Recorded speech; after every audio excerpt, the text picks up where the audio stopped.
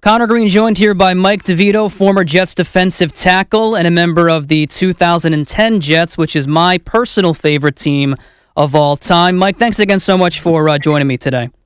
Oh, of course, Connor. Thanks for having me on, man. It's one of my favorite teams as well, so I'm excited to talk about it. The first question I want to ask you is something I've always been curious about. So I think one of the reasons I have such a personal connection with that team is because prior to the season, you guys were on Hard Knocks. And I think that gave us a bit of a personal connection and perspective into a lot of the players on the team. It gave us more of a connection with Rex Ryan, who we already knew a little bit from him talking in the press. But I think it gave us more of a connection with individual players from you guys being on Hard Knocks. But from a player's perspective, was that something that guys on the team were excited about to be on Hard Knocks, or were guys more like bothered by the fact that they had to go through this as they're trying to get ready for the season? No, I think guys loved it. It was a very charismatic and outgoing team. When you think of some of the guys in that locker room, it was really a team that liked the limelight, that liked to be on the spotlight. And Rex cultivated that in us as well. He wanted us to be who we are and show our personalities. And so Hard Knocks was tailor-made for the 2010 New York Jets, and I think that's why it's one of the best versions of that series. And another reason I think that team was so entertaining is because Rex Ryan is not exactly a shy guy as a head coach, and he would come out and he would, maybe talk a little bit of, be a little bit boisterous with the press. He said that he's not going to kiss Bill Belichick's rings when he first got hired. He guaranteed a Super Bowl before the 2010 season. And then you guys would go out and back up a lot of the talk that he had with the media. So some people think that him talking took pressure off the team because then when you guys would maybe lose a game, all the eyes would be on him. And then some people would also say that maybe it put more pressure on you guys because a lot of teams wanted to maybe quiet Rex Ryan when they would go and play you. So do you think that him maybe being a little bit boisterous in the press took pressure off you guys or maybe added a little bit of pressure on you? I'm sure there were times that it did both, but I understand Rex's philosophy and what he was going for there. I think when I think back about it, the thing I enjoyed the most about that philosophy, or one of the things I respected the most about it, is it's what every team is saying behind the scenes, right? The things we put forward into the media when Rex was our coach wasn't anything that we weren't talking about, as when I was on different teams. It was just we kept it in-house. I liked it because it was just real. We didn't care to call you out. We didn't care to tell you how we felt. And we were able to back it up on the field. And so when you can do that, when your play can stand behind your words, obviously that's important. You don't want to be talking crap and then not be able to back it up. Right. But I liked it because it wasn't a facade. It wasn't fake. We weren't trying to show what we weren't. We were going to, be who we were and say how we felt. And it's a lot of fun to play on a team like that. And going into that year, you guys had a lot of veteran players like Jason Taylor, LaDainian Tomlinson, Tony Richardson, guys that you felt were making their last big push for a Super Bowl, and guys that you felt were brought on for the sole purpose of winning a Super Bowl. Was there a mentality around that team that it was to a certain degree Super Bowl or bust for that group? Yeah, I think so, especially coming off the 2009 season with, how well we did, and then you add those veteran leaders. I think so. I think it was a Super Bowl or bust year, and I think it was a year that we could have won it. But yeah, I mean, we had all the pieces that you need for a team to excel, right? To be successful. We had incredible talent. When you look at the Pro Bowl rosters, they were all Jets players, and so that team was really top to bottom one of the best rosters that I've been on. And it was just unfortunate that we couldn't get it done, but. Even that said, I think outside of the Super Bowl, that win against New England in the divisional round is probably one of the best wins in Jets history. So it was certainly Super Bowl or bust, but you can look back on it, and I do as a player, and disappointed we didn't make it all the way, but also proud of the accomplishments that we were able to get done. So you mentioned the divisional win against the Patriots in the playoffs. I want to go back to your guys' Week 13 meeting that year on Monday Night Football. A lot of people around here were talking about this as maybe the biggest Jets regular season game of all time. And I remember it well. I was a sophomore in high school, and I was telling everybody, they're going to win 100%. They'd beat them earlier in the year. No problem. You guys go into Foxborough on Monday night in prime time, and not only get beat, but you get beat 45-3. What happened in that game exactly? Because you beat them early in the year. What was the situation there where they just took it to you guys in Week 13?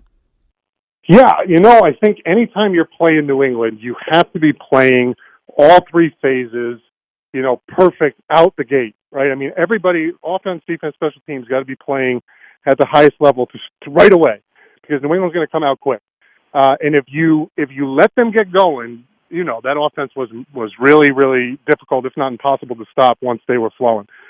So, we started slow, and when you start slow against New England, that's what happens. So you guys go to the playoffs that year at 11-5 and get a wild card matchup with Peyton Manning and the Colts, and they knocked you out in the AFC Championship in 2009. But this time around, you guys really dominate the game defensively. You're able to hold down their high-octane offense, and Mark Sanchez leads you guys down the field for a game-winning field goal at the end of regulation. What was the difference in maybe the preparation for facing Peyton Manning this time around to try to turn around the result that you had from the 2009 AFC Championship game? Yeah, I think we were clearly, the 2009 championship game, we had surprised a lot of teams, and we were still really good and talented. But I think Indy, the way they had played that year, they were still the better team in that AFC championship game the year before.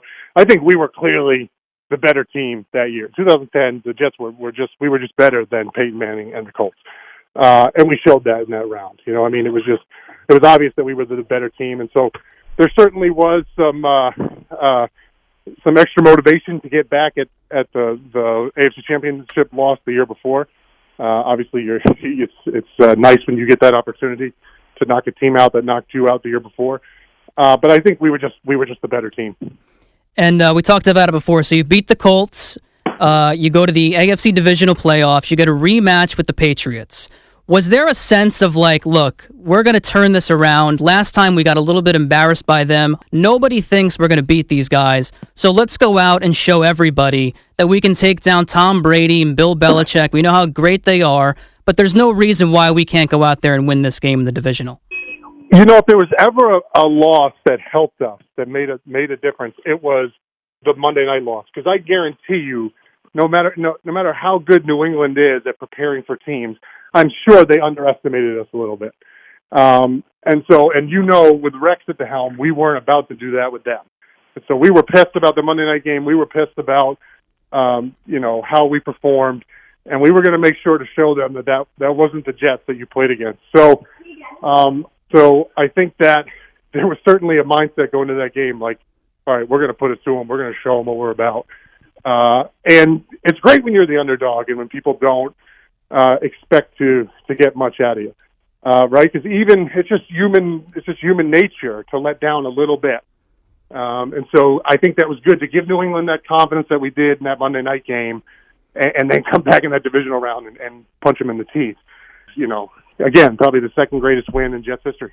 Connor Green joined here by Mike DeVito, former Jets defensive tackle. So you win that game against the Patriots.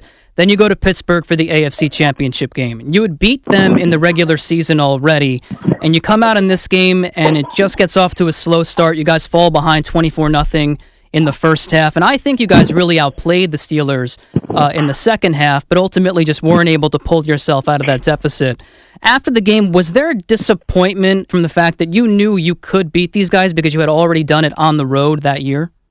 Yeah, this was definitely the most disappointing loss in my career. And I'll tell you why, Connor. I think one of the things, when I look back in my career, there's obviously a lot of plays that I say, that was a bad play, and I hurt my team with that. And this game specifically is the worst play of my career. And so this was towards the end of the game, and our offense finally started going. Our defense finally started to get going into the second half. We're in the fourth quarter, and we're shutting them down, and our offense is scoring, and our offense is on fire. And so last offensive drive for Pittsburgh, they had the football, and it's third down, third and long, or fourth, I can't remember. I think it was third and long. And if we stop them, we get the ball back to our offense with one more chance to go down and score. And we go out there on this third down, and my job is just to rush upfield and keep Ben Roethlisberger in the pocket. But I rushed up the field, and for 1 second I hesitated. And instead of keeping contained, I put my head inside. And that gave Roethlisberger just enough to roll out, get into the open field and throw the pass, in the flat to complete it and get the first down, and then that was it. And so that play has haunted me my entire life because, since then. Because if I would have just stayed up the field and kept him in the pocket, things could have been a lot different. And so I really let the team down with that one. And that's one of those ones that I have to live with forever, And that's still something you think about to this day? Got to be every other day. Wow. Yeah. I mean, I'm naturally a more pessimistic person. I only remember bad plays, but if I was going to say there's one that has haunted me forever, it's or since then, it's that one. After the 2010 season, the Jets kind of ran into some salary cap problems. Some of the veteran guys they had to let go, and some of them retired as well.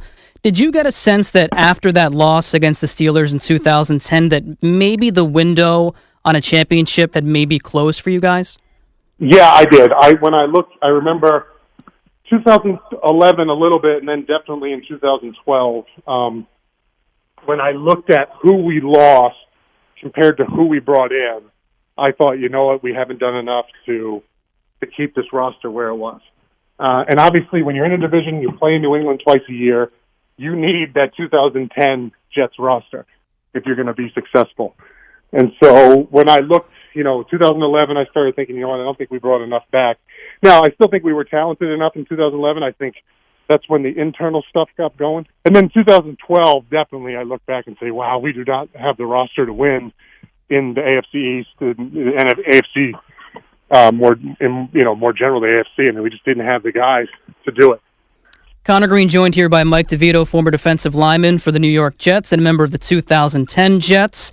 I'll wrap up with this, Mike. I think one of the things that kept fans optimistic, even after that 2010 season and the tough loss at the end of the year, was the fact that Mark Sanchez had a lot of development in his first 2 years. And I think a lot of times he gets unfairly criticized for maybe not living up to some expectations that people had after the 2010 season because they didn't surround him with a ton of weapons. They changed offensive coordinators. And I think those sorts of things can be really tough if you're a young quarterback. But in your mind, why do you think Mark Sanchez never quite lived up to expectations in New York? Yeah, I think the change in offense makes a big difference. I think the change in personnel makes a big difference. Keeping the nucleus of the team the same is important, so people build continuity, they build friendships. So that's one of them. I think Peyton Manning or Eli Manning doesn't get enough credit for this, but playing quarterback in New York has got to be the hardest job in the NFL. I mean, New York has the greatest, most passionate fans, but they're going to let you know when things aren't going well. And it could be one quarter of things not going well, and you're going to hear it. And I grew up in a family full of New Yorkers, so I understand. I get it. But as a quarterback especially, you got to have thick skin. And I just wonder sometimes if some of that stuff got to Mark. And I wonder if the Jets did too much to shelter him from it when it really didn't help him to do that. He needed to get, especially right away early in his career, get used to the media and get used to playing in New York. And I think they tried to shelter him for a long time, and that ended up coming back to bite him when things weren't going well. And maybe get in his head a little bit. Because you saw what Mark can do when he was on fire, when he was confident and going. Mike DeVito, defensive lineman on the 2010 Jets, a team that was not quite able to win the Super Bowl, but had a really entertaining season, multiple wins at the end of regulation, multiple overtime wins. You beat Peyton Manning and Tom Brady on the road in the playoffs. It's definitely a year I'll never forget as a Jets fan. And Mike, thanks so much again for coming on with me to relive it. Connor, this is great, man. Thank you for having me on. I appreciate it.